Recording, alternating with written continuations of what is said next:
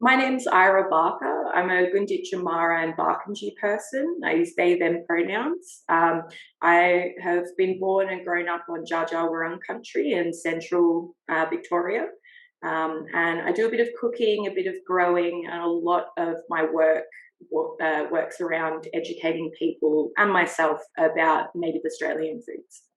So we wanted to talk to you a little bit about your project your work with Murnong Mummas, because we're interested in this place where kind of ecological restoration, care for country, and community economy sort of meets food, and what happens there, and what are the kind of considerations and things that might come up for you in thinking about those things. And I guess for us, we've been sort of cheekily saying that it's a way of disorganising our relationship to capitalism, but also we're interested in the sort of sensitive relationship to place that is built through that as well.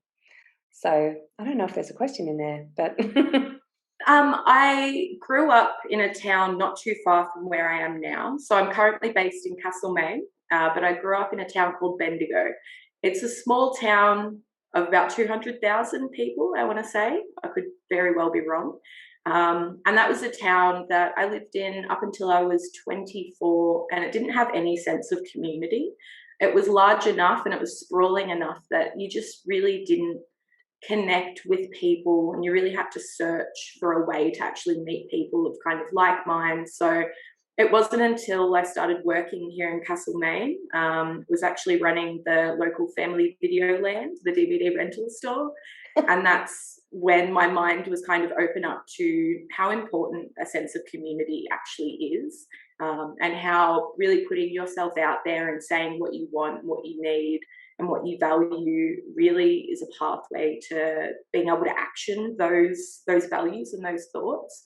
So I met one of my customers who was a regular, Melinda Harper, and she works for Murnong Mummas. And she used to come in and we used to chat quite informally all the time. And it wasn't until the store was actually inevitably closing down that I talked a little bit about looking for employment. Once she found out that I was Indigenous, she was like, tomorrow, come cooking, I'll show you the ropes. I'd heard of Murnong Mummas before. I'd had a local woman come in talking about it, saying, you know, we use this amazing gum leaf that tastes like strawberries and wattle seed. And it really sounded like a dream to me. I've always really enjoyed cooking for people and creating for people. I always say my love language is feeding people. So the opportunity to kind of connect more with my ancestry and my Indigenous heritage and be able to cook with things that I wasn't coming across at all was a really exciting prospect for me. So within a month of working with Murnong Mummas, like it really felt like a family, and I felt really secure and safe with them. So making that connection just completely started the ball rolling, between cooking, working in community, doing some educating as well, and now really excitingly doing some growing, which I've always been a keen gardener, but I have had a bit of a black thumb. I think I'm learning from elders now to really listen to the plants, and hear what they need. So I feel like I've learned so much through that community. And I know if I hadn't made the step to come and work in Castlemaine, I wouldn't be the person that I am today. This community has really shaped my outlook on life and how I value myself. Like, I think my confidence has grown quite a lot, and being able to speak to people about what I'm passionate about and then really respond and react and become passionate about that too has been probably the best thing that's ever happened to me. Even though it's been a rough couple of years with the pandemic and everything, these have been the best years of my life, being able to work with community and be able to grow this family of people in a community that really supports each other. And it's something that I never thought I'd be a really community-minded person, but it's completely changed me and my outlook on life. I always wanted to travel around, see the world, but I think everything that I need is right here.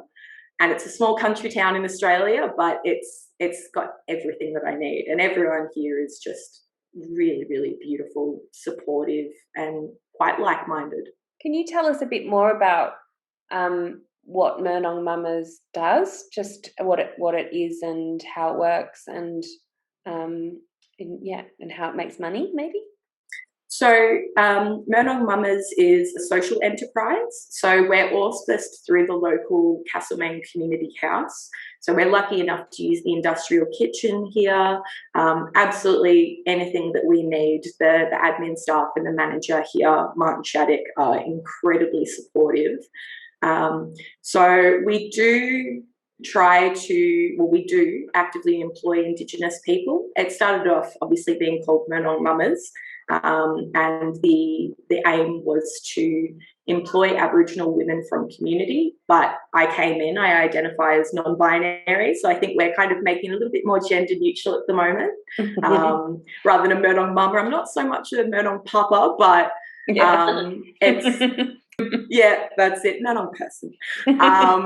So I have been lucky enough to cook for some really amazing local organisations. So we cook for a lot of and cater for a lot of Indigenous organisations in the area. Dja Dja Wurrung in Bendigo, which is the board of traditional owners and Dja Dja Wurrung people, that we cater quite a lot of their events, and they're a massive support to us. So it's not so much a profit-driven business or enterprise. Its main focus is to empower and employ local Indigenous people that otherwise wouldn't be quite as active in community. So for me, I had a lot of trepidation kind of getting more involved in community because of a range of reasons, mostly because of my own, the way that I perceive myself as a light-skinned Black person or a person of colour. And that was immediately something that was not an issue, and that was really incredible to me. So the group of people around Murnong Mummas, around some of the other social enterprises and corporations that are Indigenous-led here, has been, really impactful to me. And it's been a way for me to connect with culture, play around with food, which is a massive passion of mine, and be able to connect more with community around here. So it's been fantastic. It sounds like an amazing network of organisations and people, that you're all kind of relying on each other and supporting each other, and kind of connecting and making each other's sort of ambitions possible. Yeah, there's a massive framework of, of elders that really support the younger people and the older people that may have been disengaged in the past.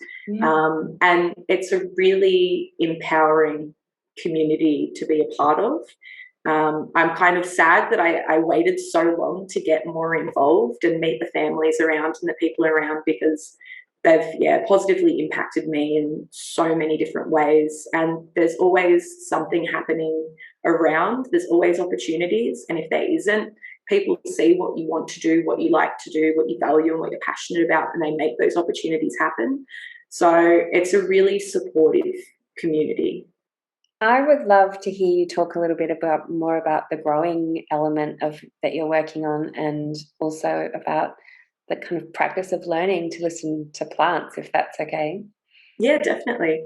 So I started growing bush foods at a really interesting time. So in Victoria, we've had quite a few lockdowns during the pandemic, and it was the second lockdown that, I think the second lockdown was about 100 days or more. I don't even know, because time doesn't mean anything after being in so many lockdowns. And I live alone. So for me, before we were able to have a social bubble and be able to connect with people outside of our household, I was really isolated. We weren't getting any catering work. So Melinda, my boss, connected me with a group called Gung Ho Growers.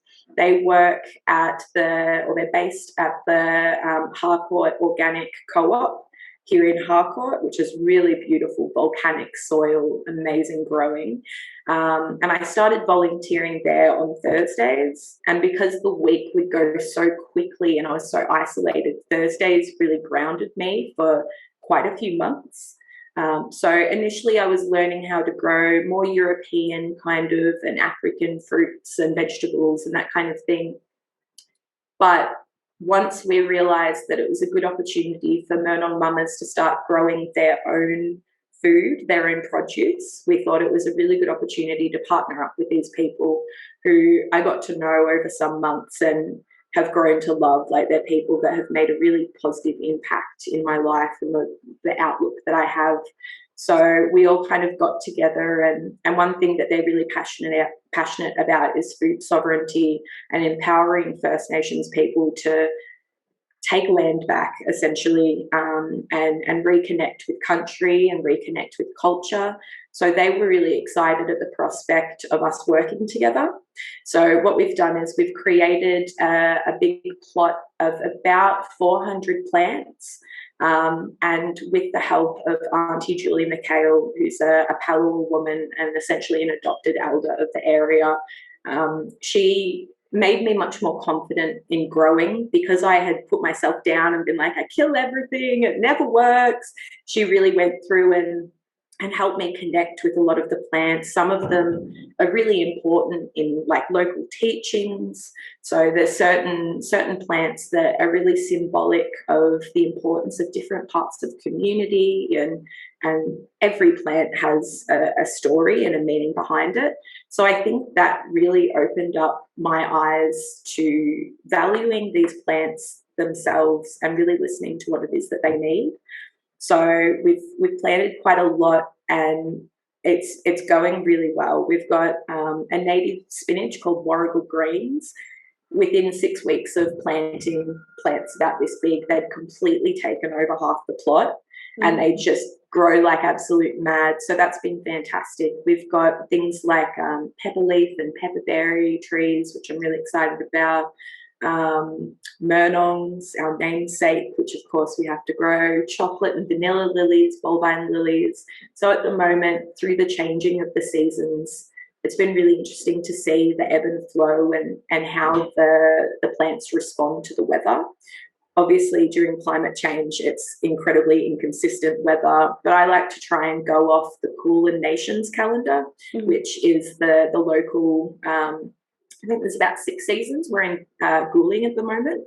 So, well, we're about to be, but of course, everything is flowering earlier than we expect. And so it's orchid season at the moment. That's what Guling is. And it usually starts roughly at August, but obviously using a Gregorian calendar, it doesn't really work. So it's been interesting, really valuing the seasons more and being in one place. When I was living in Bendigo, I really wasn't valuing the place and the local ecology and everything that I was at. So being in one place now and being able to really see the changes in the seasons, and see, be in exactly the same place and see it evolve and change and grow and die and come back throughout the year, it's taught me a lot. And I think that speaking to Auntie Julie McHale especially, she's really taught me to listen to those plants and see what they need, because they're always going to tell me. I just need to open my eyes and open my ears and really listen. Well, I mean, because it's also quite new to me. So I'm also sort of listening and learning, and it's interesting because I mean I'm in India and in Delhi, and it's an urban city, and it's also a place that you don't. I mean, at least in our context, you're learning about.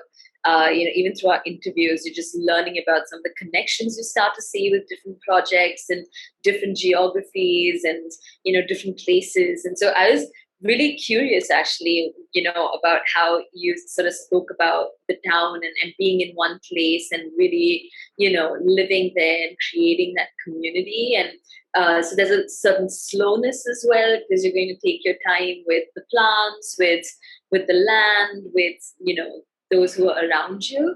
And I was just wondering if at any point, like there is an interaction with other kinds of, other communities or other locations. Is there an exchange, maybe even with just the catering, like the recipes, like is that also a certain kind of knowledge? And so when people are eating that food, they're also actually gaining something that they might not read, but it's really the taste. And so is that how you would think, the sharing is happening across communities?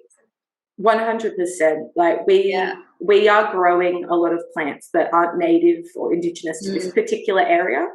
So a lot of subtropical plants that you wouldn't think would survive in a really frosty, cold, wet place. But again, Auntie Julie McHale is just incredible when it comes to her plants. She has hundreds and hundreds of bush foods and things that are really difficult to make fruit in the right environment.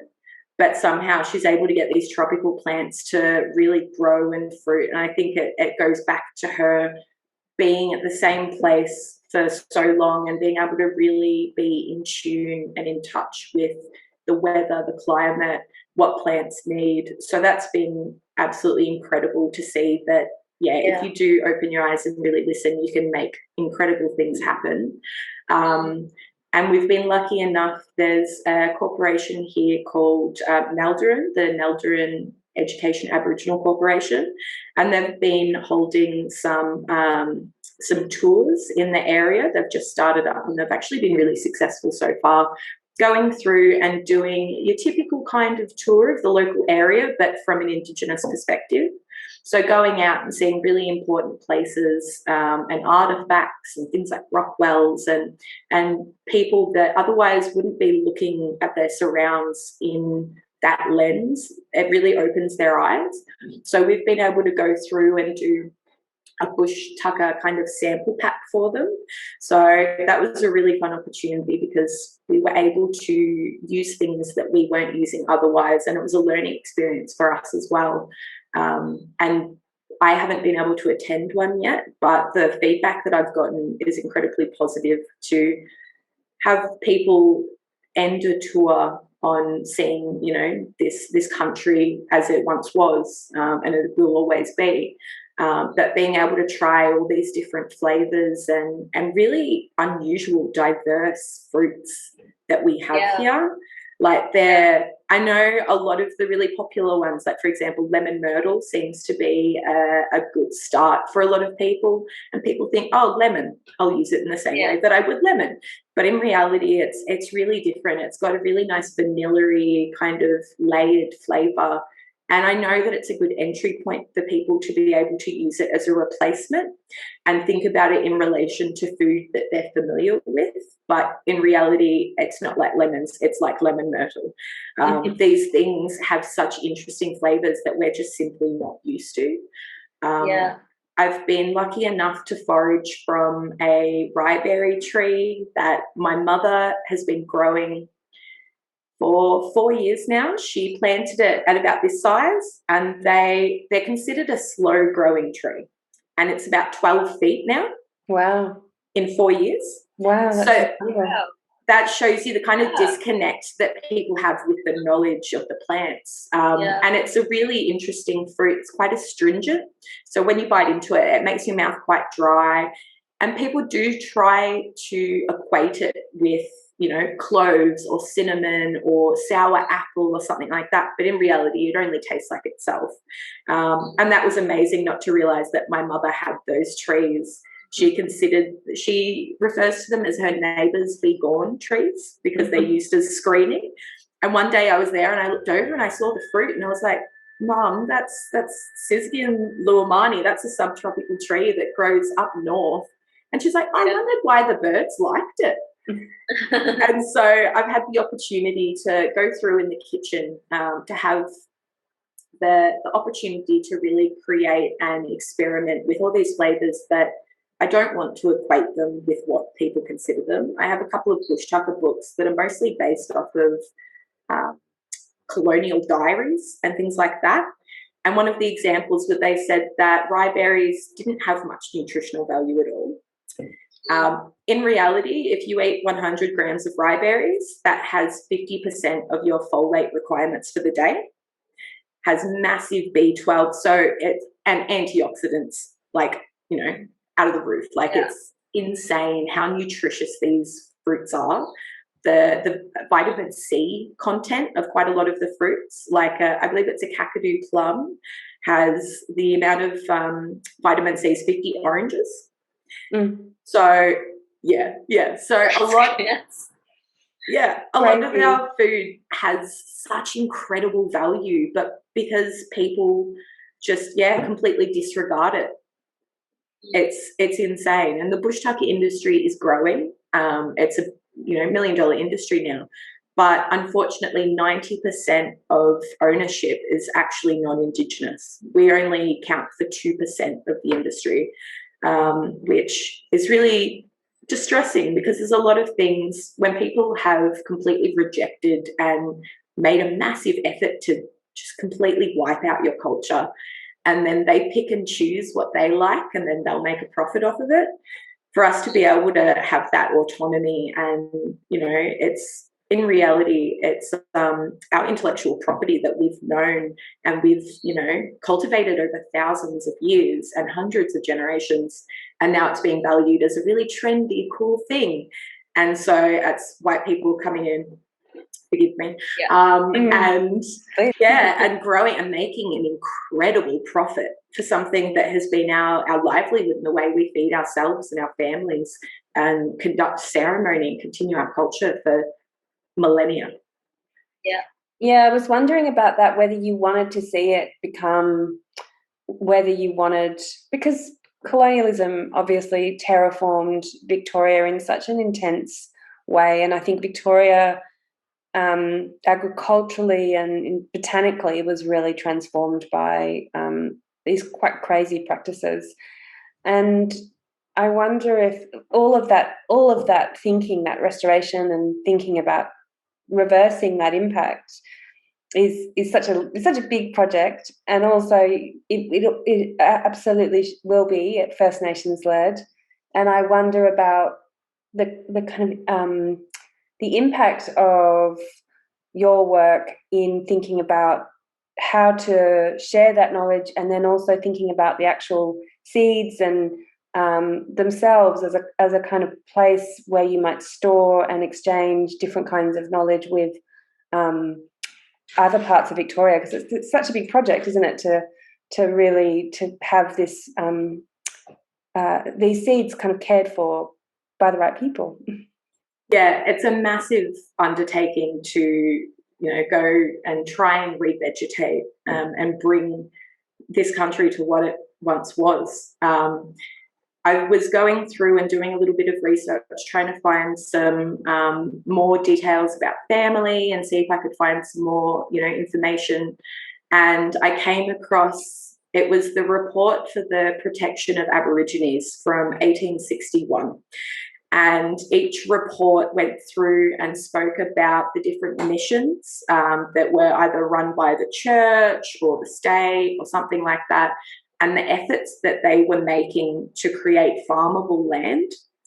So one of the massive things that people are trying to regenerate right now is wetlands. Wetlands, we always talk about the importance of forests when it comes to CO2 and everything like that, but wetlands are really, really valuable when it comes to, trying to reduce our CO2. And I came across, they were trying to, I'm not sure where it was, I think it was in Victoria, they were trying to make the land farmable. So they spent years compacting the wetlands and trying to make them what they considered farmable land.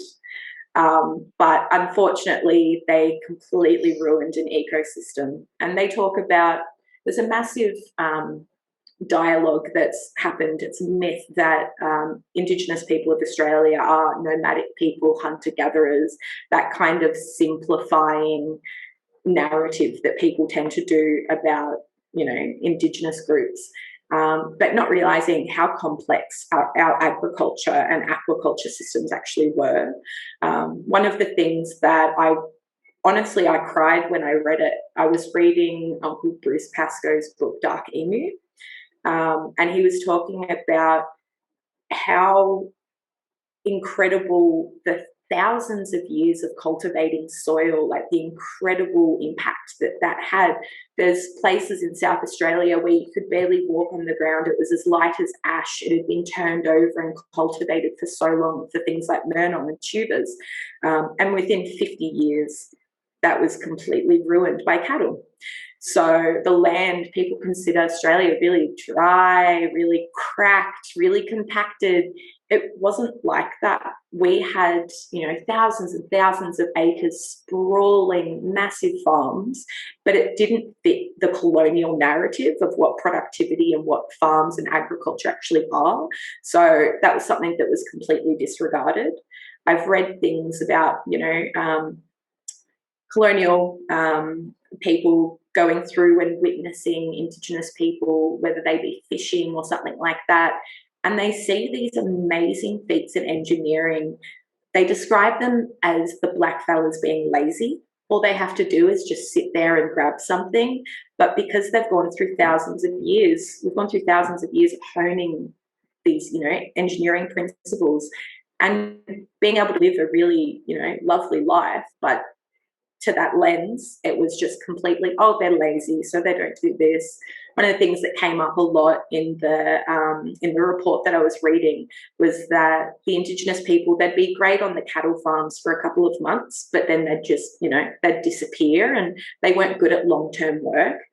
But they don't think about the actual scale of the work that, these people at this time were actually doing, like taking care of and being custodians of land all year round, and not just 1 year, like thinking about things in the scale of tens, hundreds of years.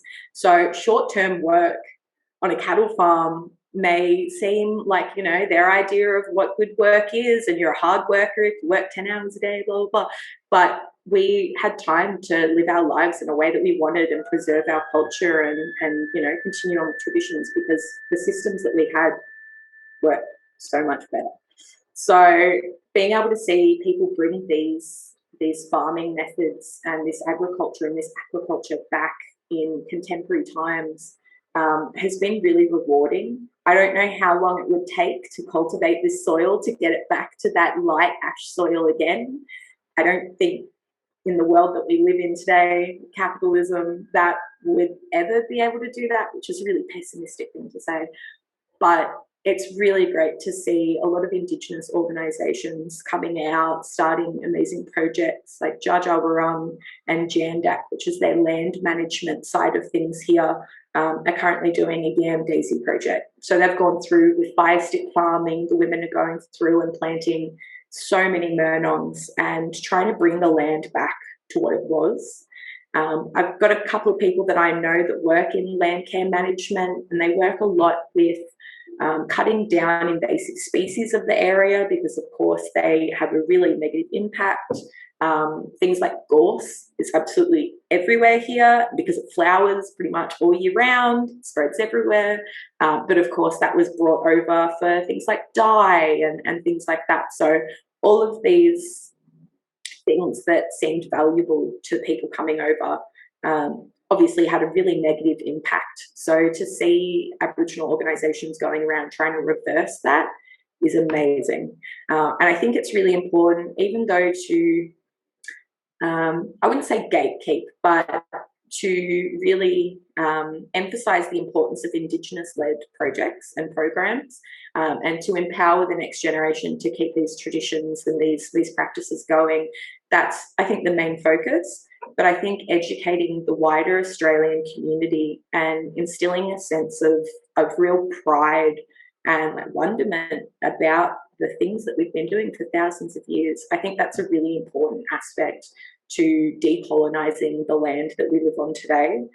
So there's amazing seed banks around and projects, and you can get heaps of bush foods from Bunnings, which is the big box hardware store now, and they die as soon as you bring them home, because of course they're in a hot house, and then they actually get out into a real world environment, and then they die and the soil's crap.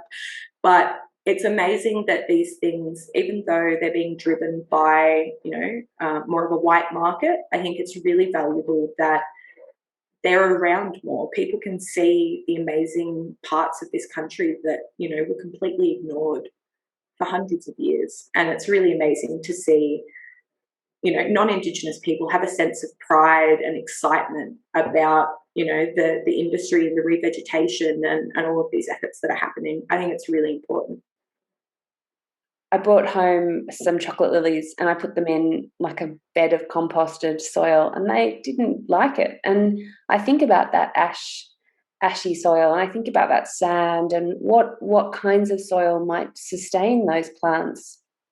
And it's exactly what you're saying. It's how to learn to listen to them, and then also to listen not only to that, but also what other forms of life that makes possible, like the bees and the insects. And when you look at a tree, you look at a gum tree in my street, like a kind of silver princess gum, I think it's called, and it's filled with bees. And then you look at a plane tree, it's got nothing on it, and you can see there's a kind of life, no life, life, no life, and that must be incredibly confusing also for the insects and birds and things like that are kind of wondering what's going on in our country. Yeah, definitely. It's amazing. When we were doing some filming of some bush tucker education at Auntie Julie McHale's house, she has the most beautiful banksia tree, and I was doing some slow motion zoom shots of it and everything, and there was about 6 or 7 different species of insect that we could see. There were European bees, there were native bees, there was about 3 different type of ants, and they were all just enjoying themselves, pollinating everything, having a great time. And yeah, that's not something that you really see on a lot of the European plants that are around. Like, I know that there's definitely a lot of bees on, certain things because you hear the buzz, but it's amazing to be able to see, people that are creating these little boxes for the native bees and trying to plant plants that are really beneficial for them. And it's not just because the honey is amazing. It's really, really good. Luckily, you can only really get the sugar bag honey from like remote communities up north. So it is mostly an indigenous supplied food. And it's amazing. Like, I've always been really interested and wanted to do some beekeeping, but I think that I really want to focus on native bees and help regenerate, the species around here. And I've been really lucky to speak to some really knowledgeable people. Like, I talk to my dad about it all the time, and he tells me exactly, how to find the hive. You find one bee and you irritate it, and then it, goes back to its hive. So you go in that direction, you can find it. And it's really rewarding to be able to see and value these animals and these insects and this ecosystem that have been generating for thousands upon thousands, millions of years here. And it's just something that, people, we're used to European bees, but there's so many beautiful species of bees, specifically in Australia. There's one that looks like a little fluffy teddy bear, and it's really cute. We actually spoke to another project, just a bee collective that is based in the north of India, Himachal Pradesh, and so it's there in the mountain ranges. They're actually a nomadic tribal community, but then they also do have bee farmers. But Malini, who is one of the individuals running this collective, was just telling us about how they're actually using Italian bees because they work faster, and and so all the indigenous bees are just like, well, are just the populations are affected, and then how they're kind of coming back in, and so interesting to hear you talk about the bees as well in that similar fashion, these European bees that have been brought even up to the north in India, to produce more and be productive, right, as bees. And then, she spoke about lining the pockets of the bees, as much as the farmer producers. And she's like, you have to respect the bee, and then, because the bees are going to just, do what they need to do to correct things. And that's going to sort of affect things in a larger scale. And I just really love how all of the connections are there. I mean, it's almost sort of similar in terms of even the colonial history in this country, and what that has led in terms of even plants, because obviously, if you go in Delhi, there are all of these main sort of central parts of the city, because it's the capital that just has it's just been designed by British landscape or architects, and none of the plants are native actually. They look great, they just look like, really clean, just like the architecture. And then, they even have British names, like it's called Lutyens Delhi, which is the center sort of, which is after one of the administrators that worked in Delhi at that point. And it's incredible. Whereas like in the little home gardens that I have, I actually work with someone who's working with local plants, and it's always like, there's bees, there are butterflies, they're building cocoons, like you can see life, and it's so different. But yeah, I thought I had a black thumb as well, by the way, but it was really interesting to just work with someone who tells you like, like read up and listen. So it resonates, in a way as a practice. Yeah. Yeah, I definitely killed a lot of house plants. I had quite a few like waves of death, and then be like, oh, I'll buy some more. Maybe I've learned my lesson. But yeah, it wasn't until I learned about these plants in relation to the teachings that have been told, yes, by the Dja Dja Wurrung people for hundreds of thousands of years. And it's almost like a bit of like a mnemonic device, like, you can remember one particular symbolism, so you're like, oh, well, that means that. But it really is like a value and a respect of the plants. And it's really hard to value and respect a lot of the plants that were brought here by the colonizers. And I'm sure that, and they have their place, they're valuable, supermarket, veggies, blah, blah. But in reality, like it's so much easier to respect and value. And I think a lot of those links that are happening in all of these different places, having these really like watertight kind of methods of colonization that have, they've been used all around the world for a reason, because for them, they worked. They did exactly what they wanted in stifling the indigenous people of, wherever that is. So I think there are a lot of similarities in the way that these things have happened, the way that people have been stifled, and the way people want to really reclaim ownership and instill a sense of pride. And it's amazing how revolutionary going back to old ways is. Yeah. So, like, I think COVID here, having many lockdowns, has created a sense, like, it's completely altered the way that we perceive time. So because a lot of us have been so isolated for so long, and we live in a world of so much uncertainty because you don't know, when there's going to be another lockdown. Having a slower life and being more in the present has been a massive kind of like revolutionary thing for people, which is amazing. My ultimate dream is to have a homestead.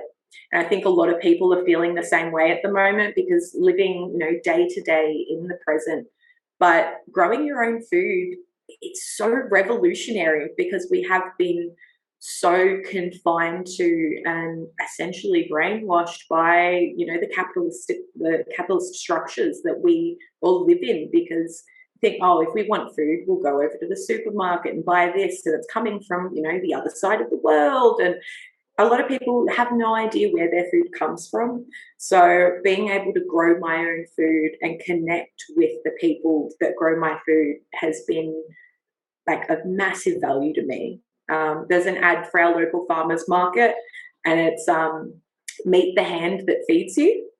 And I think, like, even if I'd be like, okay, I'm going to go get some milk and I'm going to do this, I'd always spend my time going around to each stall and talking to people about what they are producing, why they're doing it, what they're up to, and being able to put a face and a name to, the people that are growing what you're eating. You value the food so much more. And it's absolutely invaluable to be able to have a close community where, if you're not able to grow the food yourself, you can buy it directly from the people that are growing it here. We're really lucky that we have a lot of organic produce. Our farmers market is amazing.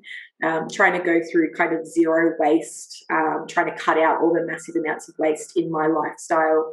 When I first moved here, because I was living alone, I didn't have to worry about people being like, oh, but I want to throw the soft plastic in the bin. But I'm like, no, we put it here and then we recycle it and take it to this place.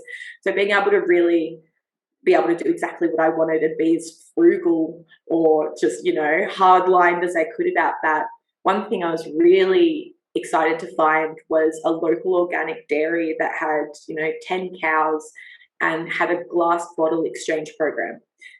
Even though I was buying milk in cardboard, I didn't have enough room in my fridge. I couldn't lay it down because then it'd go everywhere. So I was like, I'm not buying plastic. I just won't drink milk. And then it got to the point where I was like, okay, I'm working on this farm. There's this amazing farmer that has the most beautiful cows that I've had the privilege to be able to feed when I'm weeding the plots at the farm. I can go over and give the cows some food. I know exactly where it's coming from. It's still homogenized, but it's not thousands and thousands and thousands of cows in God knows what condition.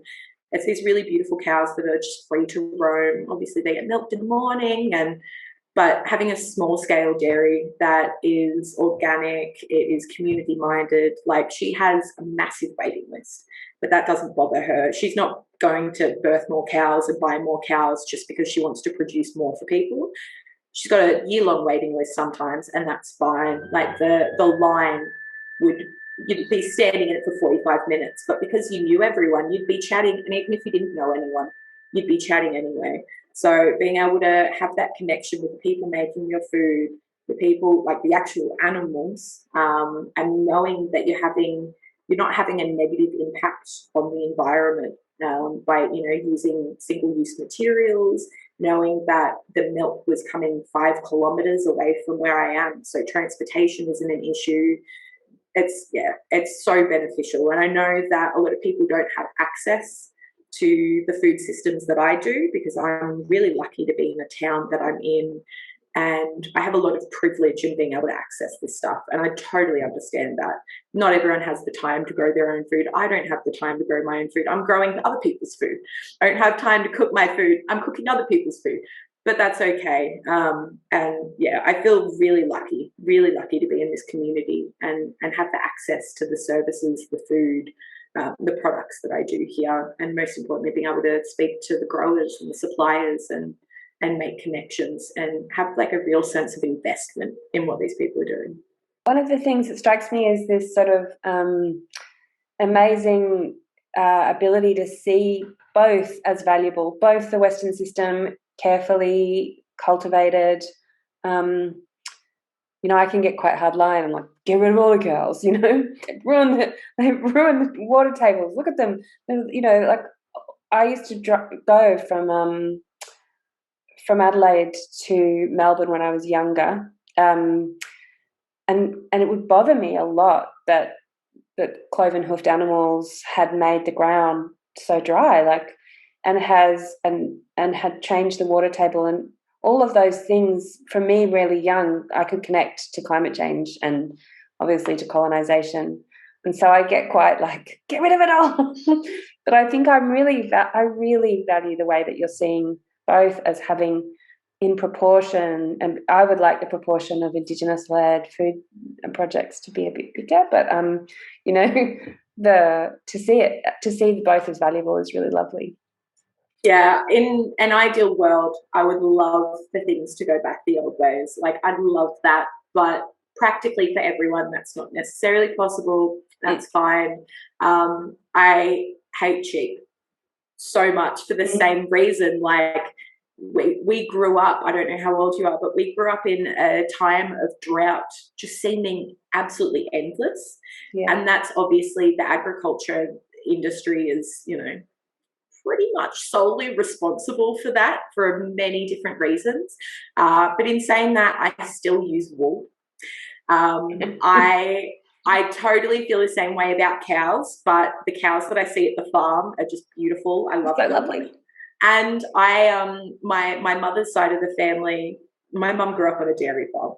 So I do try and be a little bit more lenient and flexible when it comes to those things. I am a massive black and white thinker. I have been in the past. And I think that came with a lot of cynicism and pessimism, being a black and white thinker. But I think it's important to value everyone's experience. Obviously, I'm going to have criticisms of a lot of experience, especially from the last several hundred years. Like, it's devastating. But I think it's really important to think about, people today, where they are, what they need, what they have access to. Like, the level of poverty in our country is absolutely insane, and not everyone has access to the foods and the systems that I do. And I wish that it could just be a change overnight, but unfortunately it can't. And I'm a big believer of, if you shun something and if you say something's wrong or someone's bad or they're, you know, doing the wrong thing, that's not a way to reach people and to create change. I think empathy is really important, which has really been a lesson for me, because there's a lot of people I don't want to empathize with them at all, but I'm going to, because if I, you know, demonize people, then that just pushes them further into that direction. So even, you know, my father, he turns up his nose at the food that I eat. If he finds out I've served him something organic, he's disgusted. And I'm not going to shame him about that, you know, but as much as I'd like to, trying to keep people open. It's the only way to create real change. I think there is definitely a time and place for, like, you know, being really hard and strict about things. Like, there's a lot of things in the world that just need to be completely dismantled right now. But I do try to think, I guess, realistically. But most of all, that have empathy. It's been really lovely speaking to you. Thank you so much.